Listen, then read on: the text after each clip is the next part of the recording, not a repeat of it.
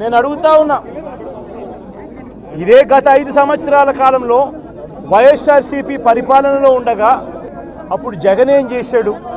కులం చూడలేదు, మతం చూడలేదు, ప్రాంతం చూడలేదు, చివరికి ఏ పార్టీకి ఓటు వేశారన్నది కూడా చూడకుండా ప్రతి పథకము ప్రతి మనిషి కూడా అర్హత అన్నది మాత్రమే ప్రామాణికంగా తీసుకుని ప్రతి ఇంటికి డోర్ డెలివరీ చేసిన ప్రభుత్వం వైఎస్ఆర్సీపీ ప్రభుత్వందైతే, జగన్మోహన్ రెడ్డి ప్రభుత్వందైతే ఈరోజు కేవలం తెలుగుదేశం పార్టీకి ఓటు వేయలేదని, కేవలం చంద్రబాబు నాయుడు గారికి ఓటు వేయలేదని, కేవలం ఓటు వేయలేదన్న ఒక్క కారణంతో ఆస్తులు ధ్వంసం చేస్తూ ఉన్నారు, మనుషులను కొడతా ఉన్నారు, కొట్టిబరి కేసులు పెడతా ఉన్నారు.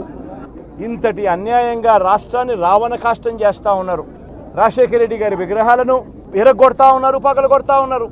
ఇవన్నీ ఏదైతే చేస్తూ ఉన్నారో ఇవన్నీ కూడా శిశుపాలుని పాపాల మాదిరిగా ఇవన్నీ కూడా పాపాలు పండుతాయి.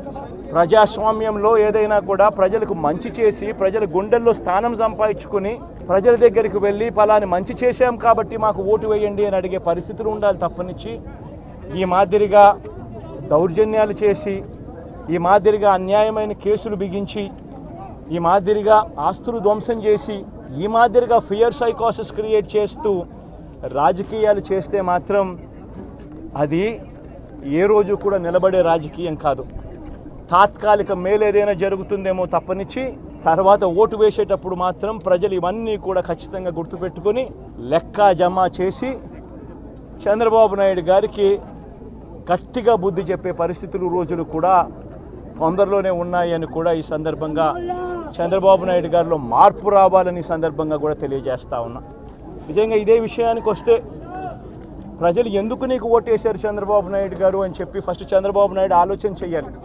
ఒకవైపున వైఎస్ఆర్ కాంగ్రెస్ పార్టీ ప్రజల్లో వ్యతిరేకత వల్ల ఓడిపోలేదు, ప్రజలకు మంచి చేసి వైఎస్ఆర్ కాంగ్రెస్ పార్టీ ఓడిపోయింది. ఎందుకు ఓడిపోయింది అని అంటే చంద్రబాబు నాయుడు చేసిన మోసపూరిత హామీలకు ప్రజలు కాస్తో కూస్తో కొద్దిగా ఇదే ఆ 10% కాస్త అటువైపున షిఫ్ట్ అయ్యి చంద్రబాబు నాయుడు గారు అధికారంలోకి వచ్చిన పరిస్థితులు. మరి చంద్రబాబు నాయుడు అధికారంలోకి వచ్చిన తర్వాత ఈరోజు రైతులకు తాను ఇస్తానన్న రైతు భరోసా 20,000 రూపాయలు ప్రతి రైతన్నకి ఇస్తానన్నాడు. వ్యవసాయం స్టార్ట్ అయింది, ఖరీఫ్ మొదలైంది, పంటలు వేగంగా వేస్తూ ఉన్నారు రైతన్నలు. ఇంతవరకు రైతు భరోసా 10,000-20,000 రూపాయలు ఇస్తానన్న దానికి అతి గతి లేదు. బడులు మొదలయ్యాయి. అమ్మఒడి కింద జగన్ 15,000 ఇస్తాను అని అంటే కాదు చంద్రబాబు నాయుడు వస్తే ఎంతమంది పిల్లలు ఉంటే అంతమందికి ఇస్తాడు, ప్రతి ఒక్కరికి 15,000 ఇస్తాడు అని చెప్పారు. రాష్ట్రంలో 1 కోటి మందికి పైగా పిల్లలు బడియీడు పిల్లలు ఉన్నారు. బడులు స్టార్ట్ అయ్యాయి. ఆ ప్రతి తల్లి కూడా అడుగుతూ ఉంది, తల్లికి వందనం అని పేరు పెట్టావు, అమ్మఒడి అనే పథకాన్ని పేరు మార్చావు, మరి ఆ డబ్బులు ఏమైనాయని చెప్పి గవర్నెన్స్ మీద కాస్త ధ్యాస పెట్టి ఆ తల్లులకు ఇచ్చే డబ్బులు ఇచ్చే కార్యక్రమం చూడండి. రైతులకు ఇచ్చే రైతు భరోసా 20,000 ఇస్తామన్నారు, ఇచ్చే కార్యక్రమం చూడండి. ప్రతి అక్క చెల్లెమ్మకు 18 ఏళ్ళు పైబడిన ప్రతి అక్క చెల్లెమ్మకు ప్రతి ఒక్కరికి 1,500 రూపాయలు ఇస్తామని చెప్పారు.